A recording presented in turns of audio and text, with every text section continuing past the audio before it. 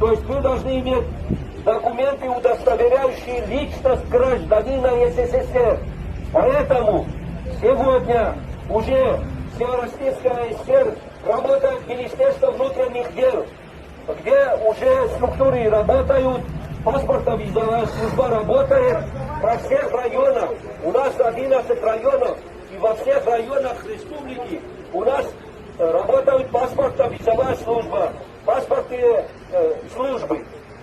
Поэтому получайте паспорта гражданина СССР, и оттуда мы начинаем дальше двигаться вперед.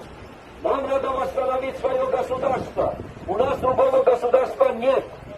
Есть только у нас государство СССР, Союз Советских Социалистических Республик. Слава советскому народу! Слава Верховному Совету СССР! Всем гражданам моей страны доброй ночи. Сегодня 3 апреля 2020 года, пятница, почти 24 часа ночи. Очень устала, но просто нет сил смотреть на весь этот цирк вокруг происходящего. Мой телефон для обратной связи 8 988 431 29 29. Хочу обратиться ко всем.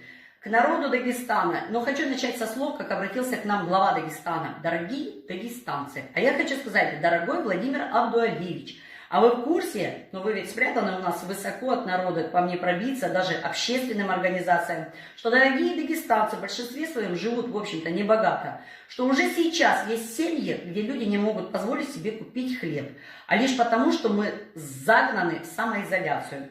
Хочу спросить, самоизоляция в честь чего? И по каким это законам она вообще предусмотрена в данный момент? Может, подскажете пункты, где можно получить помощь в виде масок, продуктов, лекарств?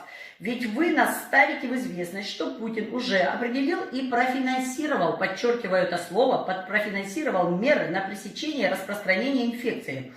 Так где и что можно получить голодающим или вот-вот доедающим свои запасы? Лично я, Лариса Идрисовна Бачиева, мать двоих детей, одинокая, проживающая в городе Махачкала, сейчас уже думаю, на что мне выживать и чем кормить своих детей. Также у меня есть отец, проживающий в горах Чечни, и есть мать, проживающая на Белгородчине, которые тоже в шоке от всего этого искусственно созданного хаоса. Хочу спросить у вас, как нам быть дальше? Вот. Еще хочу спросить, сейчас мы находимся под домашним арестом. И я не ошибусь, мы действительно под домашним арестом, потому что в данный момент то, что мы загнаны в свои квартиры, в общем-то, где-то подгоняется под статью 107 УПК от 7.12.11 за номером 420 ФЗ, что вообще-то был введен лишь режим повышенной готовности, а не указ президента о чрезвычайном положении. Так почему вокруг все загнаны в свои квартиры? Происходящее в данный момент все незаконно. А повышенная готовность, простите, к чему? Я не понимаю, у нас какие-то особые сейчас праздники надвигаются, может, какие-то страшные сюрпризы нам опять готовят. Вот, правда, фантазия очень бурная и просто страшно становится. Хочу спросить, к чему мы, в общем-то, готовимся? На основании каких законов и какой страны, простите, силовые структуры задерживают граждан и выписывают протоколы по статьям 19.3 и 19.4 КоАП? Народ, вы просто поинтересуйтесь, о чем эти статьи. Я не понимаю, как это возможно. Я подглядываю, чтобы не запутаться или чего-то не упустить из виду. Люди голодают семьями, и это в самой богатой стране на земле. Вот мне, женщине, не доказывайте больше ничего. Я хочу просто спросить, почему я должна выживать в самой богатой стране на земле? Сейчас сама власть признает, что 23 миллиона находятся за чертой бедности. И у меня лично взрывается голова, как помочь тем, которые мне звонили вчера, писали сегодня, как этим людям помочь. Я не понимаю.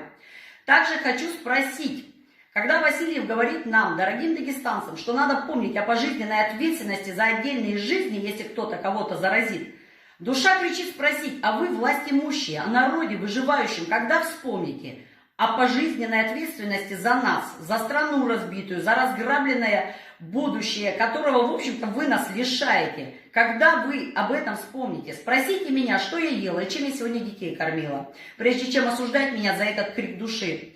Я очень все понимаю, но вы лишаете нас сейчас работы, вы сейчас нас толкаете в голод и в нищету. И это коснется всех, это коснется каждого, ведь мы находимся в одной лодке, и явно, чем дальше, тем будет страшнее.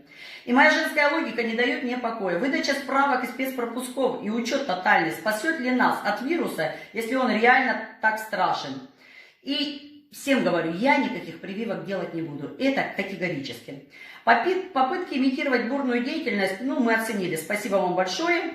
А теперь хочу пожелать всем нам, и работягам обычным, и общественникам, и политикам, работникам МВД обязательно, и всем силовым структурам. Желаю не проспать все изменения, которые нам готовят.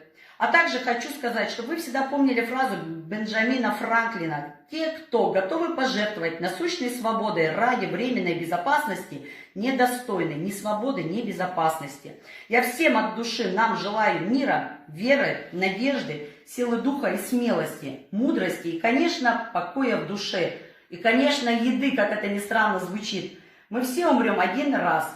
Но я всех вас, дорогих дагестанцев, призываю не врать и не бояться.